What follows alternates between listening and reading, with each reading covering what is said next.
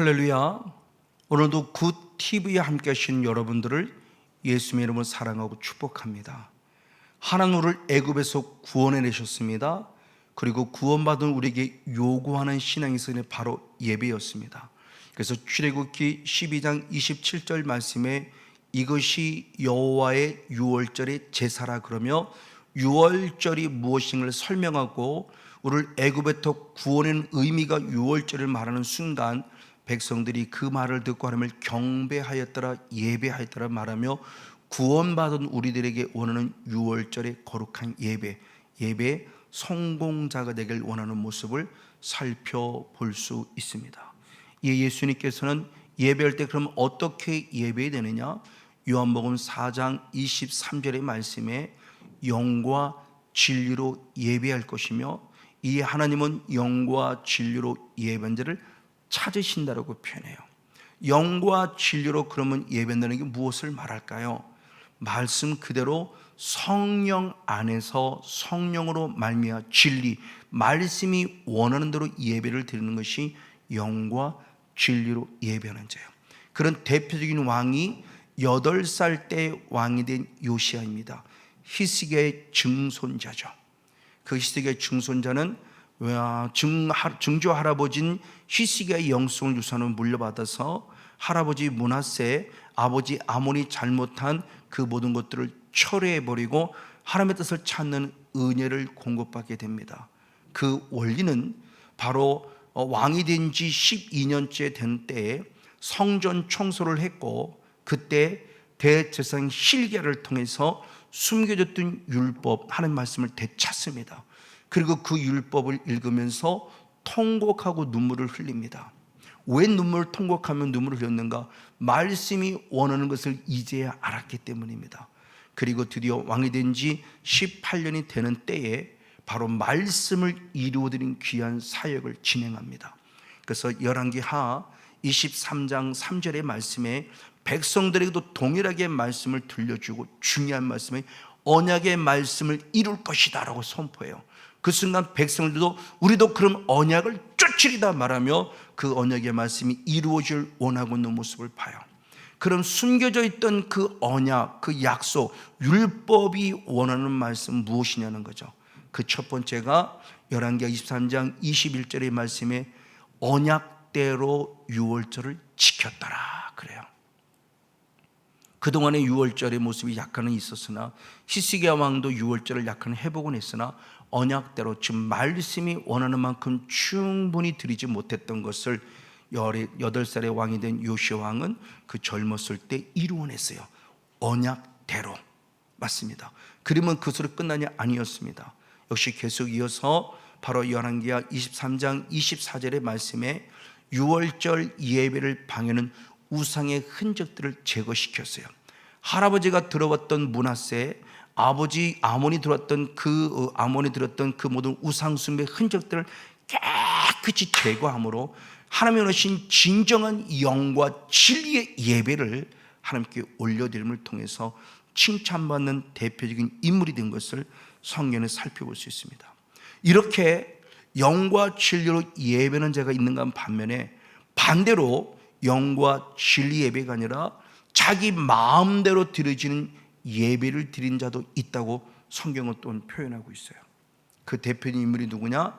바로 북쪽 이스라엘 초대 왕이 여로보암입니다.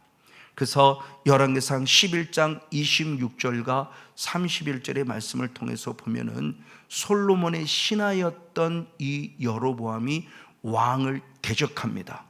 그래서 쿠데타를 일으키고 10지파를 하나님의 은혜 가운데 얻어서 세워진 나라가 북쪽 이스라엘이에요. 그래서 북쪽 이스라엘을 만들고 큰 땅을 얻어서 멋지게 왕으로서 사역을 감당하면 좋을 텐데 그러지 못한 결과를 만들었어요. 왜? 영과 진리에 의한 예배가 아니라 자기 마음대로 예배를 드림으로 북쪽 이스라엘은 끝내 아수르에게 나를 빼앗기는 끔찍한 아픔을 겪게 만드는 초석이 되고 말아요. 그럼 무엇을 범했다고 하는 것이냐는 겁니다. 어떻게 한 것이 자기 마음대로의 예배를 드렸다는 것인가라는 것을 성경이 이렇게 기록하고 있죠. 그래서 가장 먼저의 모습에서는 바로 열왕기상 12장 28절 말씀에 계획하고랍니다. 의도를 가진 겁니다. 계획하고 하나님을 섬겨야 될 때 하나님이 아니라 하나님을 대신하는 두 금송아지를 만들어 놓고 금송아지를 애굽에서 인도낸 신이라고 말하며 금송아지를 하나님으로 섬기라고 하는 끔찍한 죄를 범하는 사건이 첫 번째 기록이 됩니다. 왜요? 이것이 왜 죄가 되느냐? 주님은 출애굽기 20장에 10계명을 이미 말씀하셨는데 그 10계명을 말씀하실 때에 나 외에 다른 신을 섬기지 마라, 우상을 만들지 마라, 절하지 말라라고 말씀하셨어요. 그리고 맨 마지막에 한 번 더 다시 정리하면서 출애굽기 20장 23절의 말씀에 나를 위하여 그래서 하나님 스스로가 말합니다. 나를 비겨서 금상 은상을 만들지 말라고 말하며 하나님의 본질 자체가 영이기 때문에 영이신 하나님의 모습을 형상화시키지 말라고 말하며 우상 숭배의 흔적을 제거시켰어요.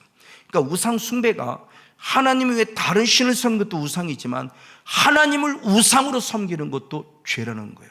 그게 금송아지를 만들어 놓고 섬긴 것임에 대한 불을 말함. 이것이 죄가 되는 사실을 가르치는, 이것이 바로 기복주의 신앙이고 하나님의 계명이 아니라 사람의 계명을 따르는 신앙임에 대한 부분의 모습을 성경이 말씀하고 있습니다. 이 결과 두 번째 어떤 모습을 가졌느냐?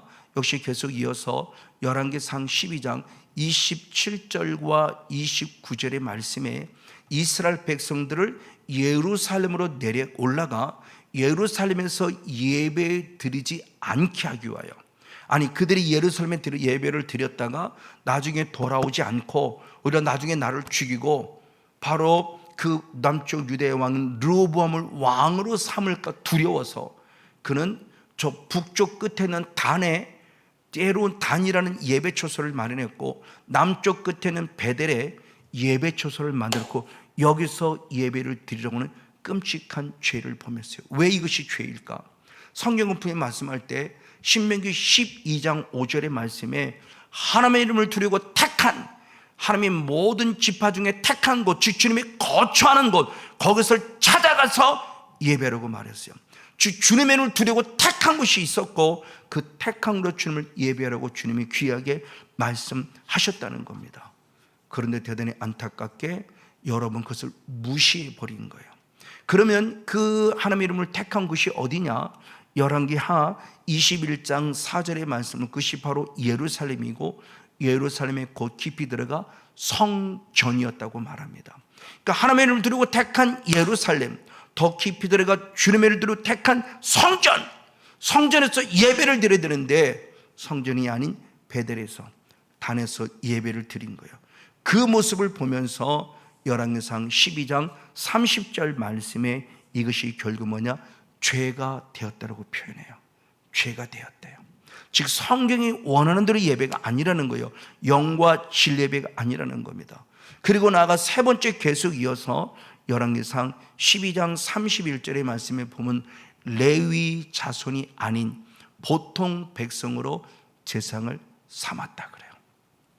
즉 하나님은 모세를 통해서 하나님의 사람들을 만들어낼 때 이미 질서를 세웠으니 우상을 숭배하지 않는 레위 지파를 통해서 그리고 레위 후손 가운데서 아론을 통해서 대제사장으로 삼고 그의 모든 후손들을 계수로 제상으로 만들어서 하나님의 필요한 일꾼의 질서를 만들었던 거죠. 즉 레위 자손 중에서 레위 지파 중에서 레위 후손 중에서 제사장을 삼으라고 이미 성경 영과 진리가 말하고 있는데 이 여로보암 왕은 자기 마음대로 보통 백성 중에서 내 마음에 든 사람을 제사장으로 삼고 자기 마음대로 휘두르는 영적 갑질을 했음을 성경을 통해서 분명히 볼 수 있게 됩니다. 이것이 오늘 우리의 모습도 마찬가지 아닌가요? 정말 하나님이 원하시는 사자가 세워져서 우리의 목회를 하고 있는지, 우리가 원하는 사람을 만들어 놓고 목사님 이렇게 저렇게를 말하며 우리가 목회를 자주유지하고 있지는 않는지, 우리의 모습을 돌아보지 않을 수 없어요. 그리고 더 나아가 열왕기상 12장 32절 33절의 말씀에 보면 유다 절기와 비슷한 절기를 자기 마음대로 만들었다고 성경은 또 기록해요. 하나님의 유월절, 그리고 칠칠절, 그리고 초막절은 절기를 분명히 만들었는데 그 절기와 비슷한 절기를 만들어서 자기 마음대로 예배하고 있습니다. 진리 말씀이죠. 진리는 무엇입니까? 변하지 않는 게 진리예요. 근데 오늘날 여러 가지 나름대로 합리적인 이유가 있어요. 상황 신학이라서 상황이 어쩔 수 없어라는 이유를 대면서 주일이 아닌 다른 날로 대체해 가면서 진리가 변할 수 있을까요? 진리는 변하지 않는 게 진리인데 왜 상황에 따라 환경에 따라 자꾸 변할까요? 이게 진정한 진리일까요? 아니겠죠. 근데 우리는 주일을 대체하는 또 다른 날을 만들어서 어떻게든 예배드리는 게 중요하다라는 의미 속에 얼마나 합법적이고 합리적인 이유인지 몰라요. 그래서 진리가 깨지고 있어요. 진리, 거룩한 주의 날, 안식의 기념들이 깨지면서 우리가 필요한 날 예배를 드리고 막상 그 주일날은 마음대로 살아가는 모습이 있지는 않은가. 이것이 지금 우리들에게 귀하게 적용되는데 이런 일들이 실제로 벌어지고 있다는 걸 보여줍니다. 이것이 잘 드러난 게 사사기 시대죠. 그래서 사사기 17장 6절의 말씀이나 특별히 맨 마지막인 사사기 21장 25절의 말씀을 통해서 보면 많은 사람이 각기 자기 수견에 옳은 대로 살았다는 거예요. 근데 그것이 옳은 거냐? 아니요. 자기 손에 옳은 대로 살았던 것이 결국 죄가 되었다는 사실을 성경은 우리에게 비춰주고 있기에 오늘 내가 살아가는 내 마음대로 내 의는 어떤 것이라는 거예요. 이걸 사도 바울이 잘 설명했죠. 그래서 로마서 10장 2절과 3절의 말씀에 내가 하나님께 참 열심히 있었어요. 그런데 지식, 즉 진리, 말씀을 따라간 게 아니라는 거죠. 영과 진리를 따라간 것이 아니라 오히려 반대로 어떻게 되는가? 자기의 의를 세우려고 하나님의 의를 힘써 복종치 아니했다고 말하며 자기의 의, 자기 마음대로, 자기 생각대로, 자기 수준의 옳은 대로 신앙을 통해서 내가 잘못 살았음에 대한 부분을 회개하며 주께 돌아오는 바울의 모습을 봅니다. 근데 이 사실, 즉 자기 소견에 오른다는 것은 사람의 생각을 옳다고 말하는 거죠. 이 생각이 단순히 육신의 것이 아니라 영의 사실이라는 것을 예수님이 친히 말씀하셨어요. 그래서 마태복음 16장 23절의 말씀에 베드로가 예수님의 죽으심을 반대했을 때 사탄아 내 뒤로 물러가라 너는 나를 넘어지게 하는 자로다. 내가 하나님의 일을 생각지 않고 도리어 사람의 일을 생각한 후 책망받아요. 맞아요. 사탄이라는 존재가 지극히 합법적 합리적인 이유를 통해서 하나님의 일은 은근히 싹 무시해버리고 사람의 일을 통해서 인본주의적이며 자기중심적이며 자기 만족대로 자기의 마음대로 자기의 생각대로 자기 수준에 옳은 대로 살아가게 만들어 있다고 성경은 말씀하고 있습니다. 바로 이런 사람이 있으니 또 한 사람이 누구냐? 가인이라는 사람입니다. 그래서 창세기 4장 5절의 말씀에 가인과 그가 드린 예물을 연락하지 아니었다 그러면서 이렇게 모여 예배를 드리지 예배가 연락되었을 때 가인의 반응이 분이 났다, 화가 났다, 그리고 안색이 변했다고 표현해요. 근데 이 언어를 보면 미완료형입니다. 즉 분이 나고는 상태가 아직 완전히 분을 딱 끝난 게 아니라는 거죠. 즉 지난주에도 예배를 드렸는데 지난주에 예배를 때 주님이 내 예배를 받지 않으니까 내가 괜히 분이 나는 거예요. 화가 나는 거예요. 짜증이 나는 겁니다. 그걸 품고 있는데 오늘도 똑같아요. 근데 미완료는 것은 오늘의 분이 끝나면 괜찮은데 오늘이 아니라 또 계속적으로 그 안에 분냄이 있는 거예요.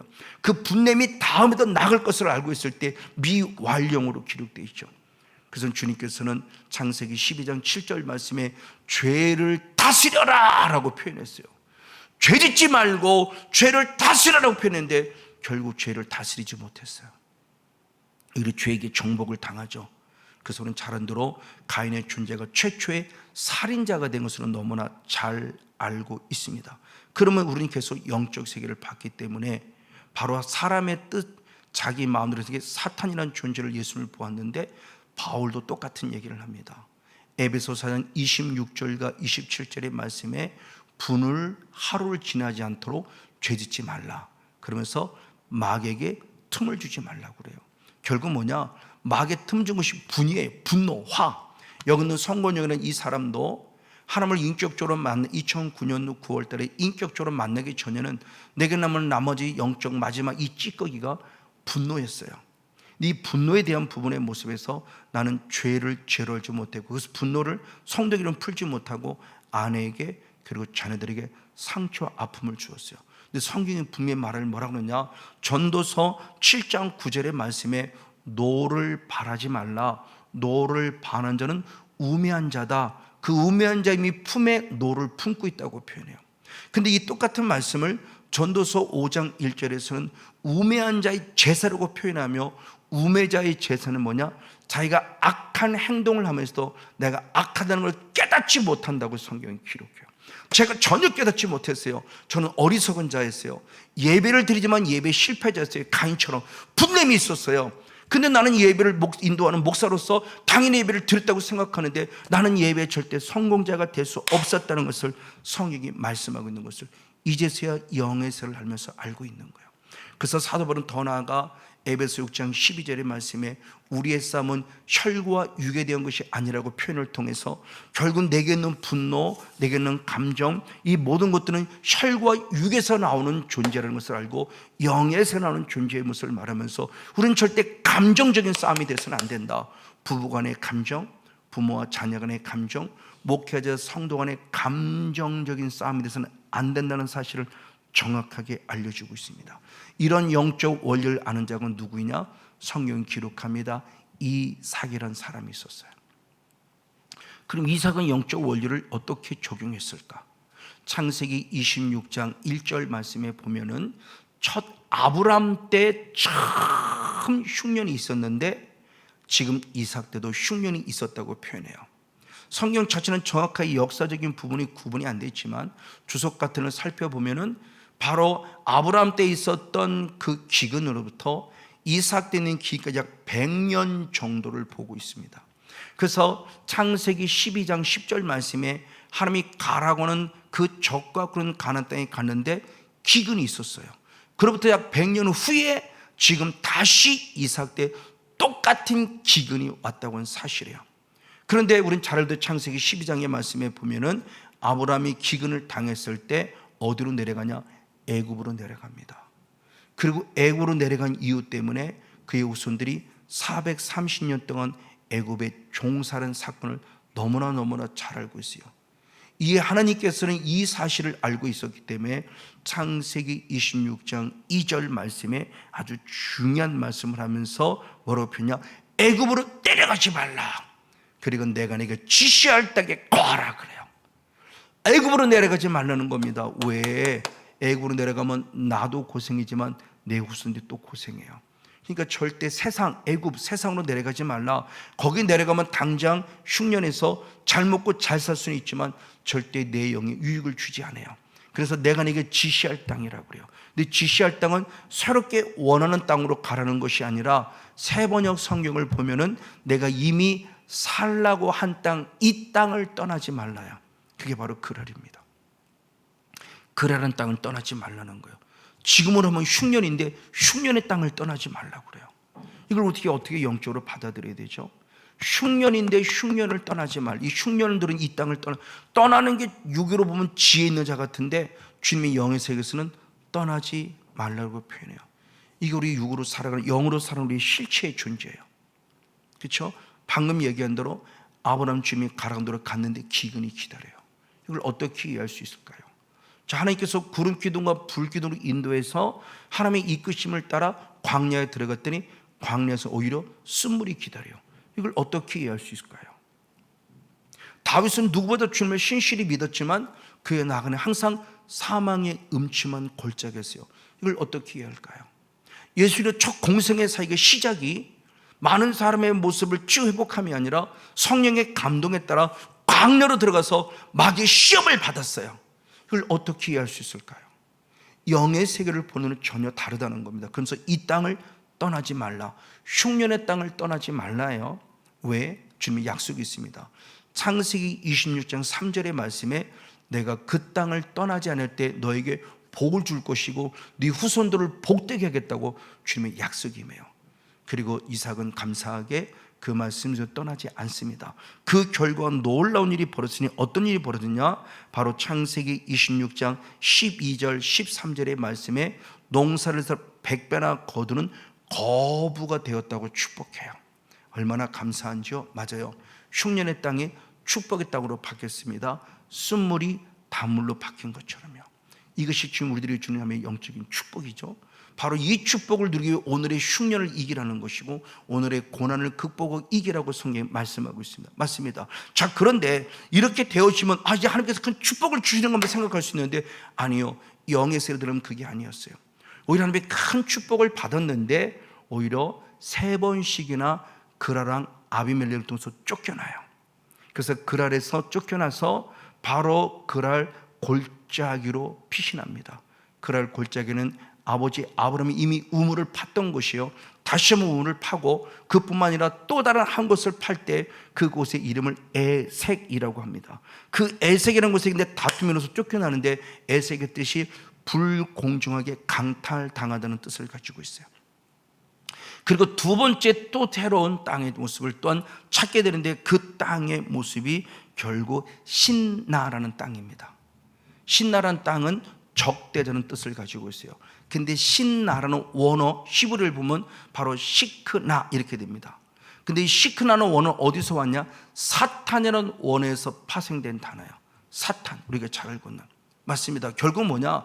지금 아비멜렉을 통해서 이삭을 건드리는 것은 혈육인 아비멜렉이 건드는 것이 아니라 사탄이라는 존재가 아비멜렉을 조종해서 하나님의 사는 이삭을 지금 심하게 건들고 있는 걸 보여주고 있는 거예요. 그래도 이 이삭은 감정적인 싸움을 싸우지 않습니다. 오히려 쫓겨납니다. 그리고 3번째 도착해서 우물을 팝니다. 르호봇이라는 지역 속에 우물을 파고 우물 이름을 붙입니다. 넓은 공간이요, 더 이상 해를 당하지 않아요. 그러면 이 이삭이라는 존재는 단순히 쫓겨나면 끝나냐? 아니요. 쫓겨나면 이길 수 있는 근원이 무엇이냐? 예배였던 거예요. 그래서 창세기 26장 25절의 말씀에 그 이삭은 어느 곳에 가든지 가장 먼저 여호와의 이름을 부르며 단을 쌓았고 그래서 우물을 팠어요.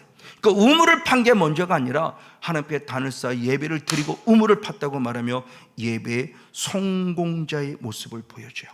즉 이 힘들고 이 어려운 시간, 쫓겨난 억울한 시간을 그냥이 아니라 예배로 승화시키며 복된 자의 반열에 섰다는 것을 말합니다. 맞습니다. 그때 놀라운 일이 벌어졌어요. 창세기 26장 28절과 29절에 그를 괴롭히던 아비멜렉이 그의 친구 아우삭과 군대 장관, 국방부 장관 비골로 더불어 와서 이삭 앞에 무릎 꿇며 충격적인 말을 합니다. 하나님이 너와 함께 계심을 보았노라. 아멘. 그런 너와 나서 이제 싸우지 말자. 화친하고 화친을 충하면서 29절에 너는 여호와께 복받은 자니라고는 아주 놀라운 축복이 선포돼요. 한 번도 감정적인 싸움 싸우지 않았어요. 그러나 끝내 이겼어요. 왜? 예배의 성공자로서의 삶을 살아가기 때문에. 그래서 사도 바울은 다시 한번 말할 때 에베소 6장 12절의 말씀에 우리의 싸움은 혈과 육에 대한 것이 아니요 정사와 권세와 어둠의 세상 주관자들과 하나는 악한 영들에게 대함이라고 표현하며 멋진 영적인 싸움을 싸웠음을 여기 성경에서 잘 보여줍니다. 맞습니다. 이것이 우리들의 삶의 모습이에요. 감정으로 부딪히는 게 아니에요. 자기 마음대로 성경이 원하는 대로는 어떤 상황이 와도 이겨야만 된다는 거죠. 그러면서 주님께서 주님을 보려 예배할 때 어떤 축복을 주시느냐? 출애굽기 34장 23절 24절의 말씀에 내가 내게 보이러 올 때 열방을 네 앞에서 쫓아낼 것이고 네 지경을 넓혀줄 것이고 내 땅을 아무도 탐내지 못하게 하리라. 아멘. 그럼 우리는 어떻게 되는 거죠? 억울하게 고난을 당했을 때, 그래서 베드로전서 2장 19절과 20절의 말씀에 애매하게 고난을 당할 때, 즉 개역 개정은 부당하게 고난을 당할 때, 다른 번역본은 억울하게 고난을 당할 때 참아라. 그러면 아름답다라고 표현해요. 참아야 돼요. 참을 때 아름답다. 아름답다는 하나님이 주신 은혜가 있음을 말해요. 그래서 베드로전서 2장 19절의 말씀대로 끝까지 참고 견디고 인내하는 자, 예배의 거룩한 성공자가 될 필요성이죠. 우리는 좌우 살피지 말고 애고로 내려가지 말고 주님만 바라보는 믿음의 거룩한 예배 성공자가 되어짐으로 하나님의 약속한 큰 축복을 공급받고 하나님의 살아계심을 증명하는 성령 충만한 예배 성공자 우리 모두가 되어지기를 예수님의 이름으로 간절히 축복하고 축원을 드립니다.